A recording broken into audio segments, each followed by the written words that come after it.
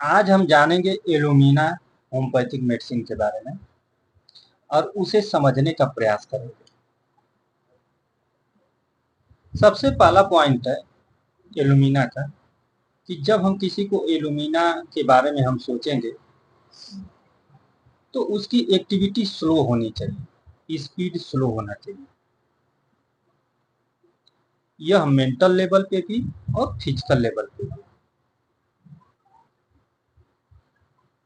Physical level पे तो उसकी एक्टिविटी दिखेगी ही, मेंटल लेवल पर भी कोई डिसीजन लेना है, कोई बात किसी से कहनी है तो वह समय लेता है, उसका थॉट प्रोसेस स्लो होता है।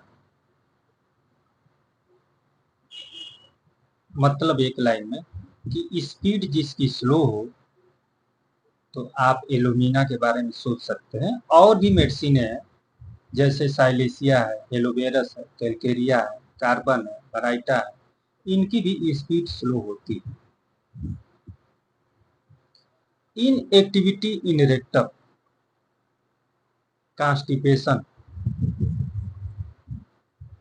एलुमिना का कीनोट है। यहाँ तक कि एलुमिना में सॉफ्ट स्टूल भी आसानी से बाहर नहीं निकलता है।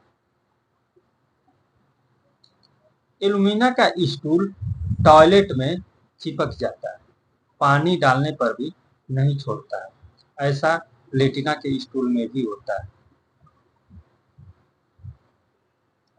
एलुमिना और कॉन्स्टिपेशन एक दूसरे के पर्यायवाची।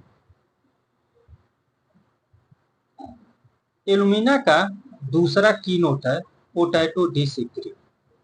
बहुत सारी चीजें होती हैं कि किसी किसी पेशेंट को वह नुकसान करती है। एलुमिना के पेशेंट को पोटैटो नुकसान करता है। पोटैटो आलू जब खाता है तो उसे दिक्कत होती है। जैसे पल्सटीला को फैट से दिक्कत होती है और नाइट्रम को ब्रेड से दिक्कत होती है। एलुमिना का तीसरा की नोट्स है इनडाइजेस्टिबल थिंग्स डिजायर। एलुमिना का पेशेंट अननेचुरल चीजें खाना पसंद करता है, जैसे स्टार्च हुआ, चॉक हुआ, रैक्स हुआ, कच्चा चावल हुआ, इस तरीके की चीजें वो खाना पसंद करता है। एलुमिना और ब्राइनिया एक दूसरे के कंप्लीमेंट्री, एक दूसरे के पूरक है। उनके लक्षण भी मिलते हैं। दोनों में ड्राइनेस है, ब्राइनिया में भी ड्राइनेस है और एलुमिना में भी ड्राइनेस है। एलुमिना और ब्राइनिया दोनों में कॉन्स्टिपेशन,